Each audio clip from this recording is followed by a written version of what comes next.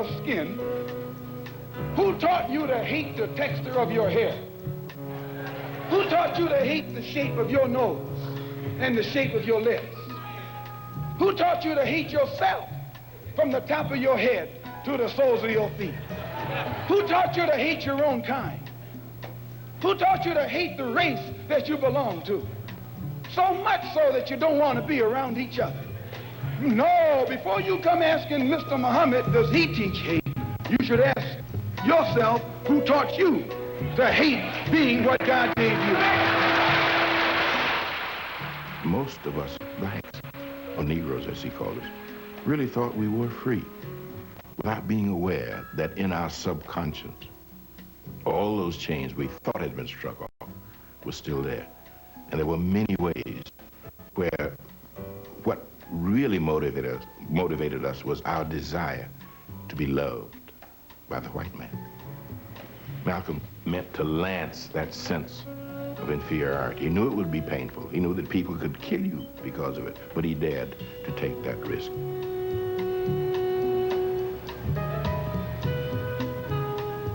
He was saying something over and above that of any other leader of that day. While the other leaders were begging for entry into the house of their oppressor, he was telling you to build your own house.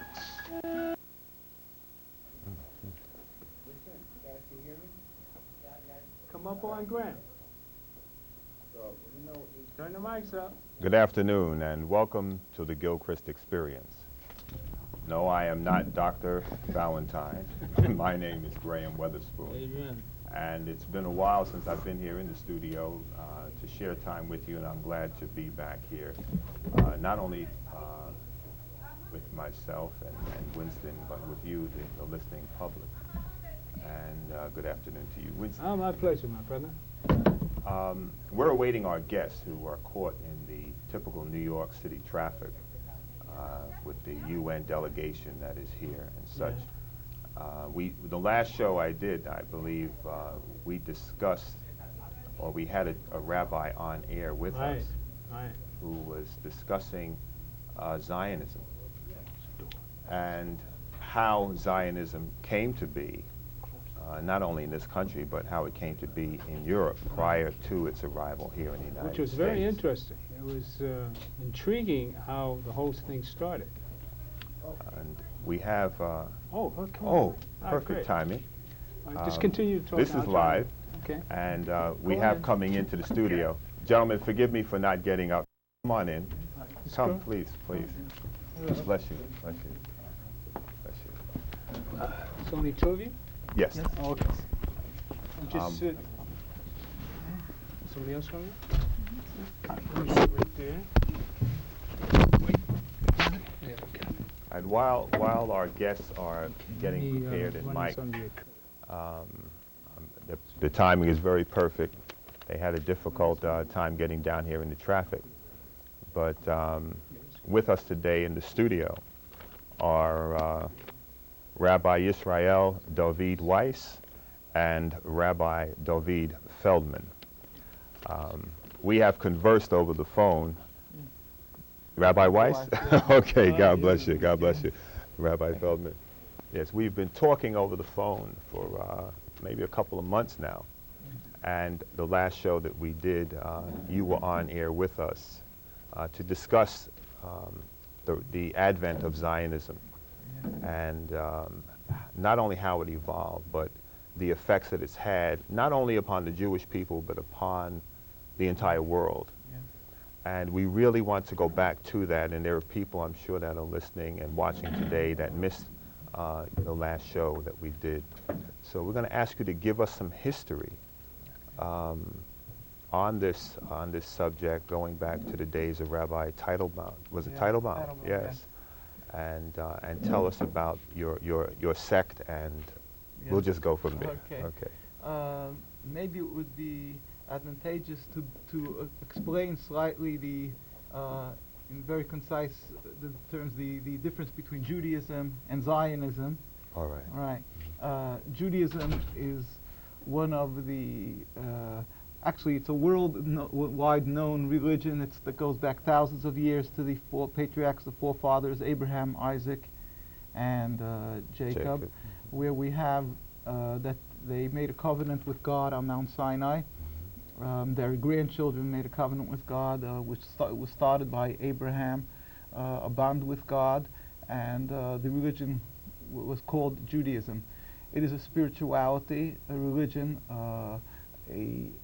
not a political movement. It is totally spiritual, of people binding themselves with God to serve God and to try to emulate God, to in all God's attributes being compassionate just as God is compassionate, and so forth, with all the commandments of the Torah, the Bible, which the Old Testament, as everybody knows. And this was held by the Jewish people for a few thousand years already, and up to around 100 years ago, a new movement started, which was called Zionism. Zionism was created by non-religious Jews, basically. Theodor Herzl and his cohorts. It was a group of people who were non-religious Jews, Jews who were not practicing the Torah, who estranged themselves from this bond with God. They didn't watch the Sabbath and so forth as a main issue. And what they were trying to do is basically transform this Jewish nation from this religious entity and this religion, Judaism from religion, into a political entity, into a goal to have a state, to have a land-based issue, to as I say, actually transforming the desires and the wants and the yearning of the Jewish people from being close to God into becoming a strong, physically strong, politically strong entity, having a land, a strong military, a nationality, a heritage that we should remember ourselves as and proud of military actions and so forth, a nation amongst nations. And this is turning Judaism over on its head, has nothing to do one with the other, Judaism as the religion, to Zionism as this concept of wanting a land. It's just totally incongruous, it's the opposite. But people unfortunately confuse the two, being that a lot of Judaism is based, which is totally based on the Torah, in which God promised to Abraham the land of Israel, gave him the land of Israel, and said that it will be an inheritance for your children. So somebody who simply studies the Torah, who has like a basic not the in-depth knowledge of the Torah, thinks, oh, okay, the Jewish people were given the land, and what the Zionists, Theodor Herzl and his followers, say that the Jewish people should have the land and it's theirs, it's a godly promised land. They're right, because it's the Bible and you can't touch that, it's a godly issue. That is totally false. We were given the land, and God, when he made the bond with the Jewish people, he said, you should come to the land, it's my personal garden where the temple was there, and you will be serving me in this land. But if you will not be up to par on this special high level of service as a nation of priests, then you will be expelled from the land. And we were sent out of the land. If somebody studies the books of the prophets, Jeremiah, Ezekiel, we were sent from the land. And we ultimately, we do not want to return to the land as a nation until the day when God will end the exile, because he sent us into exile, he sent us out of the land. We do not want as a nation to return there until God, without any human intervention, will say, okay, the time is proper, now we will go back. That will happen without, as I say, any human intervention, when there will be a metaphysical change in the world, when all the world will recognize that there is one God, and serving together with this realization of that there's one God, that they will all want to serve God in harmony. We will all go up with all the other nations, as many verses say, you will make one bond, all the nations of the world, to go up and serve God. And that is what we are waiting for, not what the Zionists misconstrued this whole concept into some type of military goal, take over the land from others, and go there. So, okay. Yeah, that's it. A great introduction. Yeah. Now, this has to do with covenant, I Yes. believe. God established a covenant with Abram. Yes. And with the nation, or the nation of Israel in biblical times. And I notice in Scripture he always says, with the covenant, if you do this, I will do this. If you do not do this, our covenant is broken. Now, Israel was to be the city set up upon a hill, to be a beacon to the world. Not so much because the people were special and better than anybody, but God selected Abram because he was a righteous man, he was a goodly man, and he wanted relationship, I believe. He wanted to have that relationship with man, that where man and God could dwell, and God could enjoy not only the people that he made, but that the people could enjoy the Creator who brought them into being. And when Israel failed to continue in that way, not only did Israel fall, but the world suffered as well, because Israel was supposed to be like a guiding light. If they had kept their covenant, other people would have been drawn to God, just as you say. So when Israel was originally established, it was established by God. And now in the early 20th century, Mr. Herzl comes along desiring to reestablish Israel, but through the might of men and machine and politics and military venues. There was well, how was Herzl accepted in the early days when Zionism was initially presented to the Jewish people? Yeah. Well, I was thinking when I came, being that we were a little late, so I always, before I start talking with God's help, I always pray to God that he should put the right words in my mouth, that he should be with us, and that he should allow me to convey his wisdom, the wisdom of the Torah. And so I do that now. I humbly pray to God that he should give me the wisdom, and that I should be able to convey it to all you esteemed listeners with God's help. And I'll continue with that. Now, you were mentioning you asked how did Theodor Herzl, how was he accepted at the beginning? Well, first I'll mention your statement that you said that God didn't pick these people because they were special. Only it was because Abraham. It's sort well, they of became special. The point is that Abraham was the one who recognized the one God, and even when he was a child, he started looking around. He said, "How was the moon? Maybe the moon is God." And then he saw the moon went down in the daytime, and the sun comes up, and then he saw the sun was God. And then he saw the sun goes down at night, and he saw fire. He saw water put out fire. Till he came to the realization that there is a God. So he was ready to give his life for the service of God, and that's why God made a covenant with him. And as you say, the Jewish people, what they did, they continued this covenant, this acceptance of being a nation. There's a verse that says, "V'atem tilu mamleches kahanim v'goy kadosh." You should be to me a kingdom of priests and a holy nation. As you say, to be a light. Everything that God does is perfect. When he sent us into exile, it served two purposes. Many of the rabbis they discuss this. Rabbi Samson Frohurst, the head of German Jewry, of over 200 years ago, 250 years ago around, that when Jewish people, when he sent us into exile, it served the purpose of breaking our haughtiness till we will again accept this covenant that we should return. Now, let us not make a mistake. There is many, many very holy individuals who are true to God and the Torah.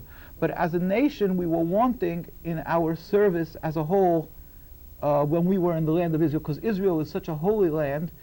It is God's garden, basically, that we had to be on a special holy level. We weren't on that level. That's why we were sent out of the land.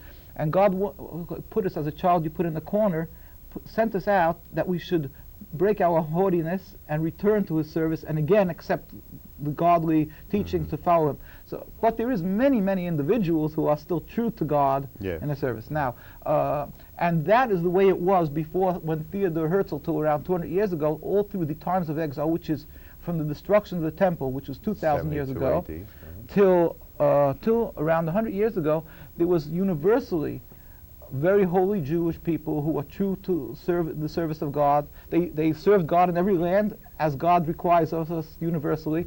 In fact, we are required by the Torah to be loyal citizens, good citizens in every country we reside, and to be good neighbors, and as I say, good citizens, loyal to the government. So these Jewish people throughout the world were very loyal to God and loyal to the country where they were residing. and therefore they didn't feel themselves wanting a piece of land. When Theodor Herzl came along with his impatience with this exile, this godly decreed exile, and he said, why are we suffering, here? Why can't we? Why are people, is anti-Semitic things happening? Instead of recognizing that everything that happens is from God, to remind us, to humble us, he said he didn't want. He estranged himself from God. He refused to recognize that God is running this ship, that God was the master of the universe. So he said, so why are we suffering? We just have to. It's a physical weakness. We were sent out of the land because of our physical want, that we were not strong enough to have the land, and the solution is to become physically strong. When he and to make ourselves a strong army, then we will be able to return to the land again. When he came along with this philosophy, all the Jewish leaders throughout the world said this is pure heresy. This concept of saying that we were sent out of the land because of our physical inabilities it goes in the face of everything that all the prophets said, that we were sent out because of our spiritual want. So what you're saying is purely heretical, and therefore Theodor Herzl and his followers were spit out of every Jewish community. They were not accepted at all, except by the people who they themselves left the folds of Judaism. So that was the picture when Theodor Herzl started. Unfortunately, God tests every generation, and the works of Satan sometimes God allows to accomplish that it should be in order to test the people of the world. There was the World War I, and the nations were fighting in Europe, and they needed the United States to get involved. Theodor Herzl was after his followers, his students, that were able to try to convince the Western leadership. They said that we have connections. They were in Europe. His Chaim Weizmann was the first president. They said, we'll get the United States involved. They spoke to the leaders of the Western world, of Britain. They said, if you will assist us to fulfill our dream of having a land in Palestine, then we will help you in a certain manner to get the United States involved. We have friends over there in the United States. We will be able to help them get the United States involved with the war, to help you win this World War I. Different issues. That's why. That's how it started. The world. It was called the White Papers, and different concepts. The Balfour Declaration. But this is all done. So what happened was the Western leadership, the Western European leadership, looked at Theodor Herzl and his followers as if they were the representatives of the Jewish nation. Now this is just it's the greatest catastrophe that could be, because they took these heretics, people who threw away religion, as if you would take, an example would be, you would take some atheist, and because he is very linguistic or something, and you would say, and he's a very capable human being, you would say, well, we'll make him the head of the Pope in Rome, and he will be the leader of the the whole Catholic Church, because he's an accomplished person. I mean, and he's an atheist. That doesn't make any sense. Everybody would understand. So taking Theodor Herzl and Zionism and saying that they're the representative of the Jewish people, that is making fun of the whole religion. Unfortunately, this was what was done. We have a letter here. I have a book, and we have to show you in 1947, the head of Jewry in Jerusalem, which was the center of the Jewish populace, sent a letter to the United Nations pleading. This was 1 year before the creation of the state. They pleaded this. He said, this is Rabbi Dushinsky. He was the head of the Jewish community. He said, I am the head of the Jewish community, and we do not, and I have 60,000 souls under me in this community. We do not want to be included in the Jewish state. Now, Tell me, Rabbi, just and we have the dockets where it is in the United Nations where it was sent, and I'll find it. And this is something that's totally ignored. So you see that the Jewish populace, the indigenous population in Palestine, was against. They said they didn't even say we don't want to be part of this Zionist. They said we don't want to be, because at that time they called themselves the Jewish movement, in order to be able to sell their idea. They said, here you have document number A-AC 14-44, communication received by Ad Hoc Palestine Committee to the Secretary General of the United Nations in Lake Success, and it says, the Jewish Orthodox community the Eidich, that means the God, it's in Hebrew, God-fearing community of Jerusalem, comprising 60,000 souls, objects to the plea of including Jerusalem in the Jewish state and or its residents becoming automatically citizens of the Jewish state. Our community demands that Jerusalem be an international zone because they saw that the United Nations was going to okay a Jewish state. So they said, we do not want to be, we want to be an international zone. There was no Palestinian authority at that time.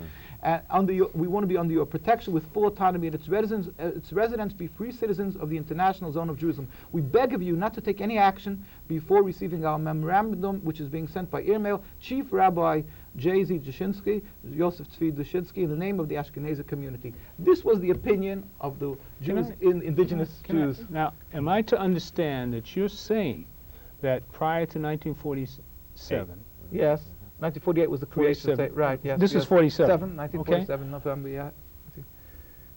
You didn't want a Jewish state. You're saying Exactly. this state that Israel today This bogus Jewish state, right. is a bogus Jewish state. Exactly. That's what you're saying here. Yes, yes.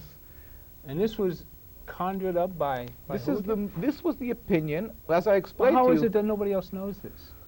Now we're getting into a long topic. Look, first of all, you'll be able to No, see say this pictures. again. Yes, Yeah, I mean, we have to understand. yes, yes. You know, I want to go back to Yes. when Avi came to my office. Okay. Avi Weiss? Yes. Yes. Yeah. You're no relative of mine. And we okay. sat for about an hour, and he said to me, he says, I'm not Hasidim, I'm not Lubavitch. He says, I'm Satmar. Right. And I said, Right. well, what's the difference? And a lot of us assume, a lot of people around the world assume that all Jews I understand. stick together and follow the same line on every issue. Right. But they're no different than black people, Right. Asian people, or any other group of people around the world. There are different opinions amongst the group. And when Avi explained to me that the Satmar were opposed to the treatment of the Palestinians, they're opposed to the Jewish state, I was sitting there with my jaw hanging open Right. because I couldn't believe it. And I understand that many of your people have been physically assaulted Yes, which you see by other pictures. Jews because of the stance that you have taken against the establishment of the Right. nation of Israel. And I saw the flag on your lapel when you Yes. came in. And I hope that they can zero in on this flag. Yeah. That That's a flag is Palestinian? not, that's the Palestinian flag. Yes. And there are Jews, Arabs, Christians, and Muslims living in harmony in Israel. And they're in areas where there are no suicide bombers, there's no wall established, and it really grips me to see what is going on in Israel today in light of what happened to the Jewish people during the Second World War. And we want to get to that issue Yes. of the transference of the people, the proposed transference by the Gestapo, and how that was orchestrated and who orchestrated it. I'm looking at some of the pictures in this book, Yeah. and they're quite graphic. Yeah, I mean, this was not from 1948. This is from when Zionism started coming up at the beginning of the 20th century. They started moving up to Palestine. I mean, it's an issue by itself. There's not that much time. There's that they actually wanted to create their ideal, their state in Uganda, if you know, originally that plan was. But then they realized that the Jewish nation won't follow them. Why should we follow the dreams of a few individuals? So they used, as I say, they tried to manipulate using the Bible as the legitimacy of their movement and fooling the ignorant masses of Judaism that this is this is what God wants, that God said, I'm going to give you the land, Right. and counting on the fact that the Jewish masses will not know that when the prophet said we were sent out of the land, that we are forbidden to return, which we are forbidden to return en masse until, as I say, God creates this peace over the world when everybody will together go off and serve. Now this So is in the Torah. this is clearly in the Torah, the teachings in the Talmud, which is part of the Torah, yes. In the Torah it says in the Old Testament it says many times that the land, when God gave us the land, he said, be careful, serve me properly, because if not, the land will reject you if you will defile the land. That says many times in the Bible. And then in the books of the prophets, it goes on to say how the prophets warned the Jewish people that they're not being true to the special holy level that they must stay in order to continue being in this land. So you're saying this is why we have so many problems in Israel? Oh, definitely. There is no question. And many of the rabbis said this is so much to show. Firstly, I'll just show another. This is with beatings. We have pictures of beatings of Jews from the 1920s right up to now. In fact, this last week Sunday, there was demonstrations in Akko. The Zionists, as I say, a rebellious, heretical movement, and the land of the state of Israel and their rulers, they allow digging up of graves in order for archaeological purposes, because they know that there's many places where the Jewish people have been living there 2,000 years, and way before them, 3,000 years. So the people we know, let's say there's rabbis who knew that exactly the date they died and so forth. So therefore, for the archaeologists, this is a very good find to take these bones, because they know the exact dates, which is a real prize. So they dig up old graveyards. And when they do that, even though according to the Jewish belief, we believe there's an afterlife and every body shouldn't be defiled. It's a holiness. It's it's a godliness, and we're not allowed to touch a dead body. We must bury it properly and not, God forbid, disturb it. But they have no compunctions with digging up graves, because they're rebellious. They don't recognize, the God and the Torah. So therefore, they dig up graves. On one hand, they wave the Bible to legitimize their movement for the world, that the land is theirs and not the Palestinians. And on the other hand, they don't watch the Sabbath, and they file graves, which they constantly do till today. We have pictures of them digging graves. So you're saying that Sharon and the other leaders are not religious men. Oh, definitely. They are not followers of the Word of God. Definitely. They're just political and military and businessmen. Yeah, let me, in fact, expound a little.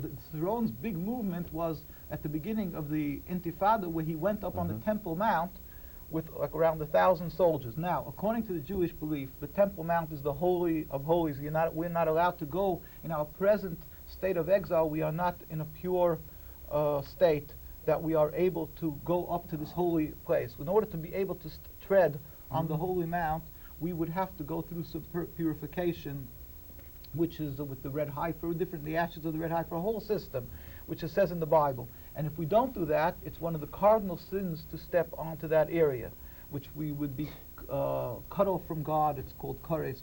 So we are forbidden to go up there, and every God-fearing Jewish person doesn't go up onto the Temple Mount. The ones that will go would pray till the Wailing Wall and not further than that. And Sharon, being that he's not a believer, went up with 1,000 soldiers around, just like I was saying, rebelling against God by that movement alone. But anyway, what I want much of this you can see, like this beatings and things, and more probably could be on the site, on which Rabbi Feldman takes care of a lot of this. I want you to jump in, Rabbi. Yeah, you might mention your website. Yes, which is NK Infiniture Carta, N as Nancy, NKUSA.org. NKUSA.org. And there you have a lot of pictures. It's not on the site yet because I just got the information today. But this last week there was demonstrations and beatings, which the world press doesn't write about it. They ignore this. In Akko, they're digging up graves now in Akko, a cemetery, and we have. I think they just sent me a disc of 200 pictures of beatings that's going on there with the Jewish, our rabbis, older people like you see here, older gentlemen today. This picture's not from today, but this is but you're saying it's happening today. They go on cemeteries to protect them, that the Zionists shouldn't dig up the graves, and they beat them mercilessly. You can see demonstrations here. This is demonstrations that we have. We have tens of thousands and hundreds of thousands of people literally demonstrating. This is in the streets of Jerusalem. This was 1993. This book is a little older. We have in New York. You have pictures of how many masses we have. If you know the whole Williamsburg sections, like you say, it's like Satmar against the state of Israel. This is in New York. Please do not cross lines where we can stand there with our signs, which says Israel, Jews are not the same thing. Palestinian blood is not water. Jews are not Zionists. Zionists are not Jews. And if you see these pictures, we have hundreds of thousands in Jerusalem. You see this protesting against the state of Israel. And Israel does not speak for the Jews, does not act for the Jews. And as I say, that the Palestine belongs to the Palestinians. Well, you know, Rabbi, everybody says that the Jews control the media. Right. And here are Jews who are trying to present a story, yourselves. And that story is not allowed out to the general public. It's not allowed in the press. It's not allowed in the written. It's not allowed in video. And the situation in Palestine, again, it really troubles me. The situation in the Sudan, what's going on there with the Arabs and the slave trading. It is something how the powers of men, and people always, and this is the thing that annoys me, people speak of God and country in this country. All the time. And everybody assumes that God flies under the flag of this country. And I believe that God has his own banner. He has his own standard. And that people ought to fly and live under God's banner and under God's standard. You know, I hope you at home realize how important this information is, because it has been kept from us for so very long. And it is not by coincidence that Avi walked into my office. Amen.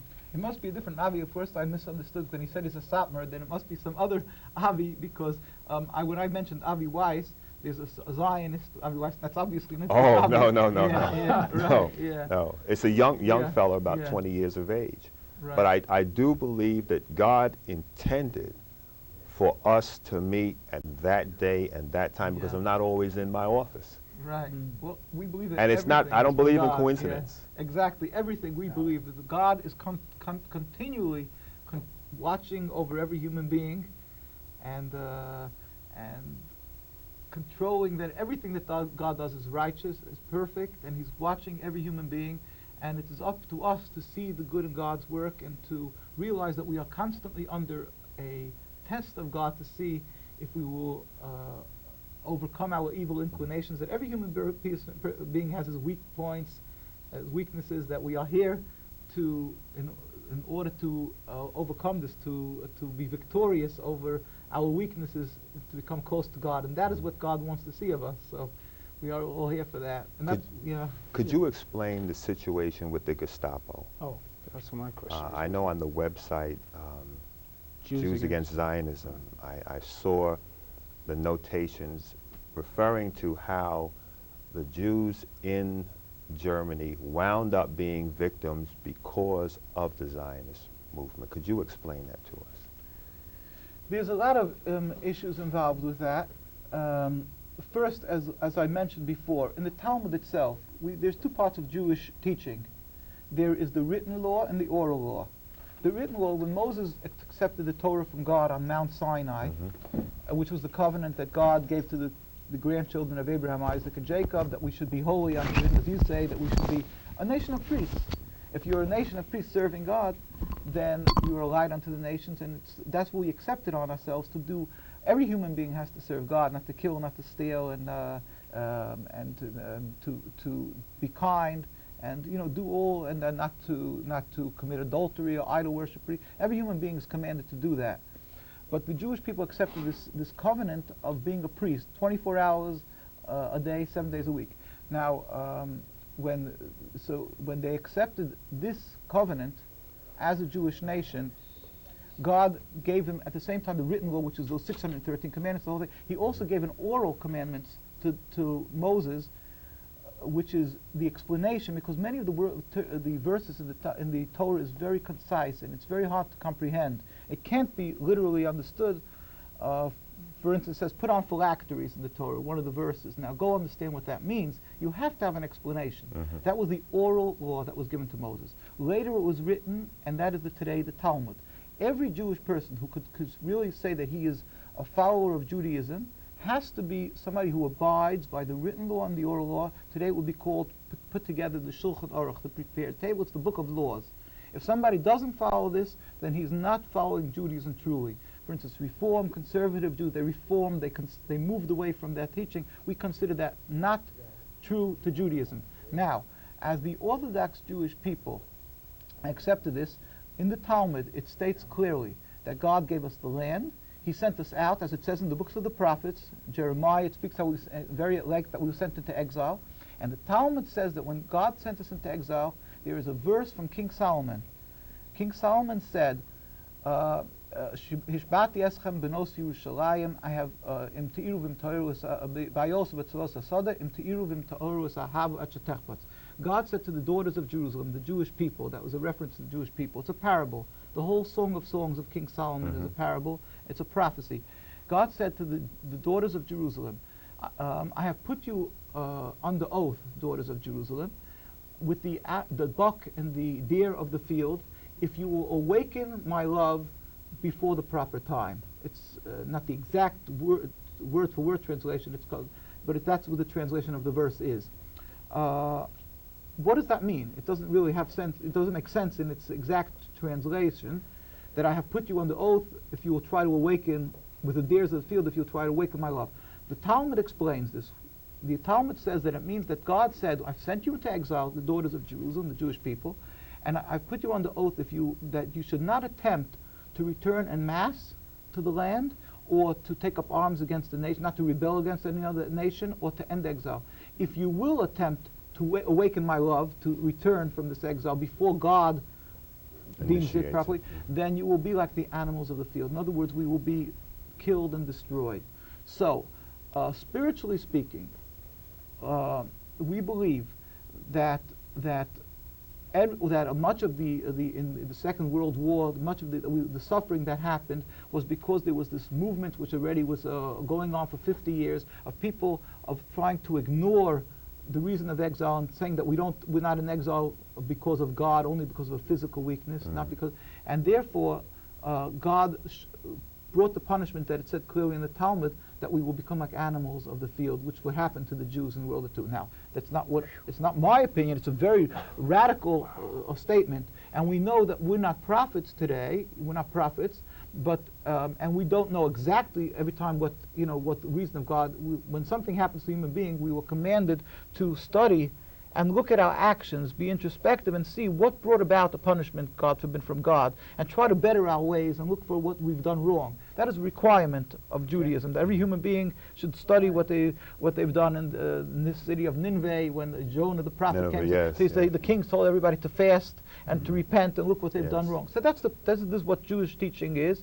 Now, but still in all, many of the rabbis, there was a few rabbis, very famous rabbis, who when they were being led to the gas chambers, there were witnesses who said, we didn't speak up enough Zionism and speak up as leaders of the nation. We didn't speak up enough, and that is why we are being punished. This Rabbi Teitelbaum, who was... Wait a minute, you're blaming Zionism for the Holocaust? Again, Rabbi Teitelbaum said, Rabbi Teitelbaum, who make was... that clear yes, to the public. yes, Rabbi Teitelbaum, who was like the leader of the generation, Rabbi Joel Teitelbaum, we have books of him, he's the head of the Satmar community, writes that in the beginning of his book, when he speaks about the Second World War, the destruction. He says much of this, he said, we can blame on the Holocaust because of what, like the rabbi said, that we were inept, we did not speak up against Zionism, and Zionism was creating this great movement of returning, leaving exile, and basically ignoring this godly decree of exile.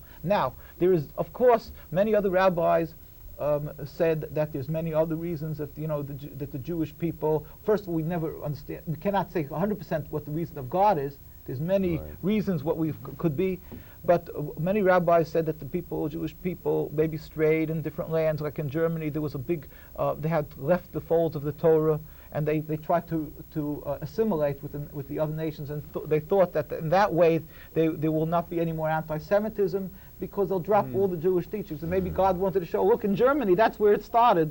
And they said, they didn't even ask a Jew if you were Jewish. They said, as your father was Jewish, you were a quarter Jew, into the concentration. So maybe God was showing them, you don't think you can escape by dropping your Jewishness. On the contrary, if you will be true to God and follow His teachings, then God will protect you and everything will be. But as I say, but the Rabbi Teitelbaum and a few rabbis that were being led to the gas chambers said it was because of this movement called Zionism that that this destruction came about.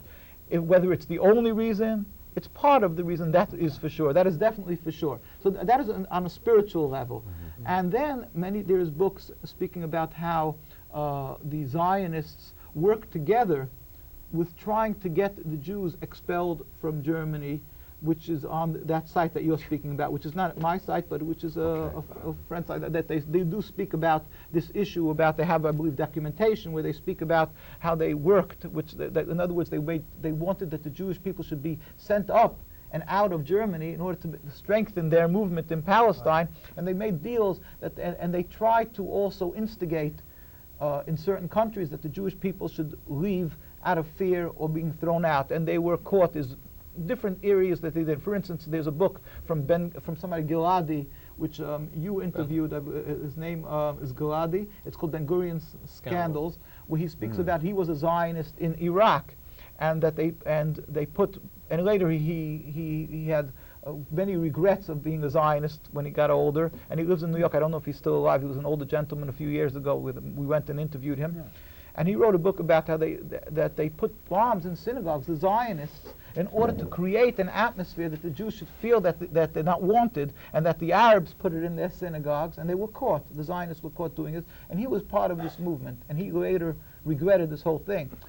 As a fact, Jewish people as a whole lived amongst Muslims in peace and tranquility. This was the way Jewish people, because we've been living over 1,000 years together. We are very close in our customs, in our, we all believe in one God, and there was no reason for any rift between the two people. Zionism, which transformed this peaceful Jewish religion into a nation, a military nation, a people, a whole different issue, a political. What they've done is they've created an atmosphere of mistrust, that the Jewish people are looked at upon by the Muslim communities throughout the world, and the Arab people, as aggressive people who out to take something away from them. So they've created a situation where the Jews are not only in Palestine, they looked at as with suspicion and mistrust, but throughout the Muslim world, the Muslim people all of a sudden looked at their Jewish neighbors that they've been living with in peace and harmony for hundreds and hundreds of years. All of a sudden they looked at them and they said, hey, you are the same people as the people in Palestine, and just as there you're trying to take over the land, who knows what you'll do here. And all of a sudden the Jewish people felt that they don't have a home in all these Muslim lands where they've been living for hundreds of years. That they have been living in peace, we have documented. We have books, even in Hebron, where there was a famous Hebron massacre. We have rabbis who lived there. We have the transcribed tapes how they discussed how they lived in perfect harmony. And there was no problem between the two, between the Muslims and the Jews, which I see they say taking out a letter, a rabbi who lived there, a esteemed rabbi, one of the heads of the Jewish, in the United States Jewish community, Rabbi Kaplan, till Zionism came. Zionism came in the 1910s, 1920s, came into these areas, and the Arabs couldn't the Muslims or Arabs couldn't differentiate between this Jew and that Jew. They thought it's all one and the same. So that is what brought about this exacerbation of anti-Semitism, this creation in many places of anti-Semitism where there was no anti-Semitism. Now, did I understand from your website that, did you say that Hitler was influenced by the Zionists? They worked even together. In fact, they I believe yes. Hitler worked with the Zionists. That's what they have on their site, that when they closed down Jewish newspapers, for instance, they let the Zionist paper open. They had, and he was, so in a certain manner they worked together to a certain point, and then afterwards they changed the whole policy when Hitler started being more aggressive to the German Jewry. Afterwards, there was somebody called Stephen Weiss in the United States, who was a Reform rabbi in the West Side. He got up and he said, "I'm going to boycott Hitler," and Hitler said, "I take up the challenge." They say he threw himself on the carpet, bit the carpet, and said, "I'll show them what I can." The Orthodox rabbi said, "No, this is against the teachings of the Torah. When you have somebody who wants to destroy you, the teachings of the Torah is that you should approach him and try to placate him. and to plead with him and to try to get to understand what is bothering him and what does he feel that we've done wrong to him, and in this manner, and pray to God and change his opinion, not to go and attack him. But Zionism is not Judaism. Zionism is that the macho that we're going to show you who's running this world, and things like that. So they, in many facets, in many different ways, they had a hand in the destruction of the Jews in the Holocaust. They weren't the Nazis, let's just say physically, but if they were the catalyst or the cause, physically and spiritually, in many ways of the, and that does not in any way free the Nazis of what they've done, that they're not responsible, God forbid. But at the same time, we must understand that everything has its reason, spiritual, as I say, what God brings about it. When there was the when there was some preachers, who mentioned that when there was the World Trade Centers, when the World Trade Center was destroyed, that we have to start repenting for different actions of ours that was wrong, whether it was immorality or whatever. Chicken's coming home to roost. Right. So, right. Was it? Well, anyway, when they mentioned, and then they were right away attacked by the world, and people were incensed. They said, "How could you say that? You're somehow saying that, in other words, that the terrorists are not responsible for what." So they backed down from this speech that they gave. And I wrote a letter, and we wrote a letter. We said that's not proper. The people who do something wrong, who kill or destroy, are responsible for what they do. But that in no way does it lessen the fact that God would not allow the people who were destroyed to be destroyed if it wouldn't be a reason for this to happen to these people. We, of course, have to study our actions and see what brought about this to us, that this should happen to us. So there's two issues in everything. There's what the Nazis did, what they're responsible, but what brought about it, that they were able to accomplish what they've done. So as I say, then afterwards we have a book in our files, and they could be easily gotten. It's called Min HaMetzer, from the depth, what is it in English? It's been translated? Unheeded Cry. Unheeded Cry, which is a book by one of our great leaders of rabbis of the last generation. His name was Rabbi Weiss. In fact, they created a little community in Westchester, which is called Mount Kisco. Mount Kisco, yes. Yeah, it's called Nitra. That was the name of a town in Hungary. This rabbi was a brilliant man. And in World War II, he attempted to save the Jews from Hungary. Hungary was overrun in around 1943, 1944. The Nazis came into Hungary. So what he tried to do is, he knew what happened in Poland.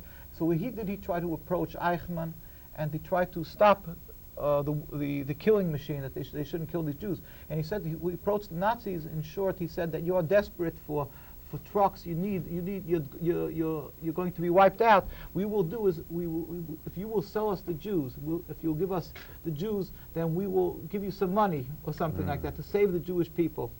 And they agreed, and they stopped killing Jews for a certain amount of period of time. And so how was he able to acquire this money, which wasn't a lot of money? They didn't even ask for a lot of money. So he approached the big Zionist organizations, which were very rich.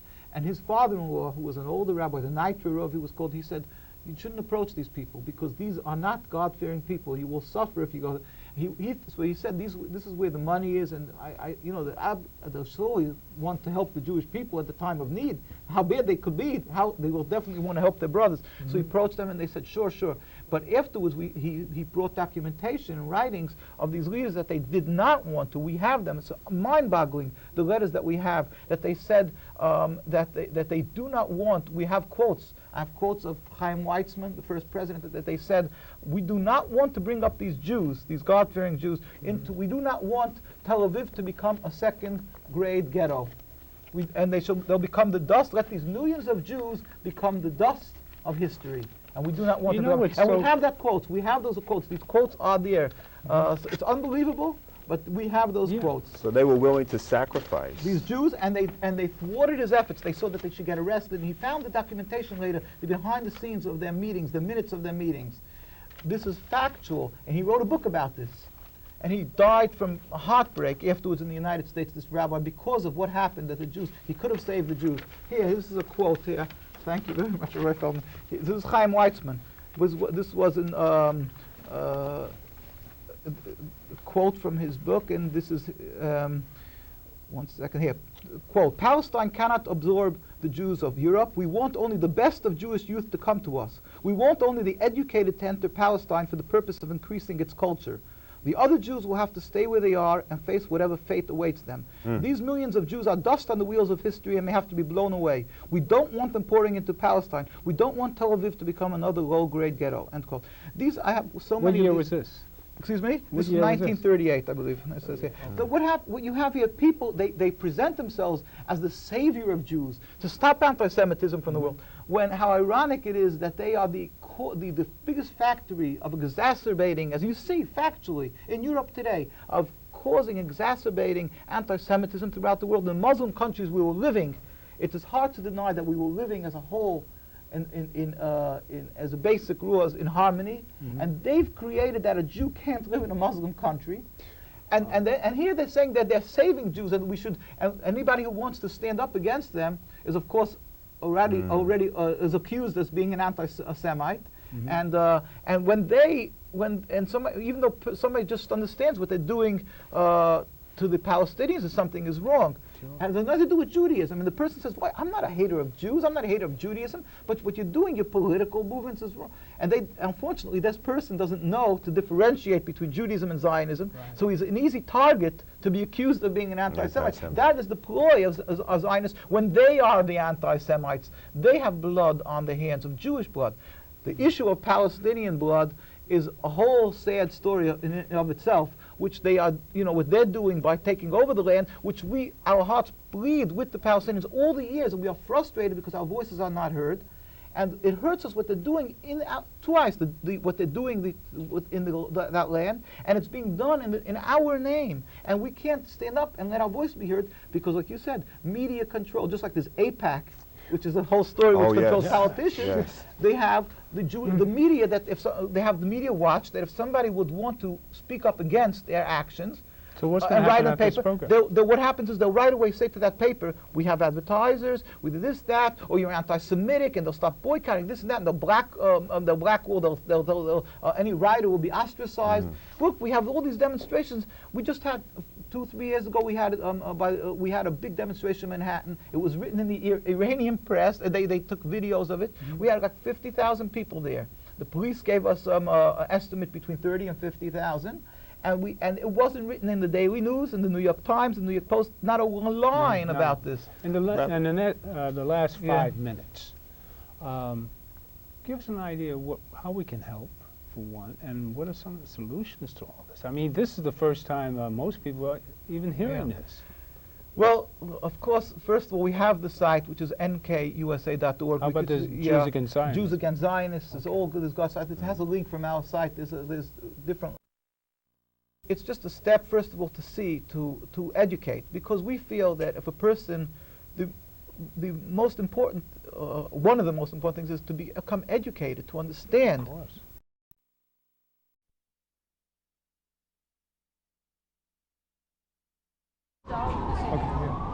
Yeah, with the help of the Almighty, we have come here, Jewish people, some originally 8-9 generations Palestinian, and from Canada, from England, and from the US, and we are here to deliver a message, a critical message, that Jews, because we are religious Jews, because we uphold the teachings of the Torah, that's the Jewish law, therefore we oppose entirely the existence of the State of Israel.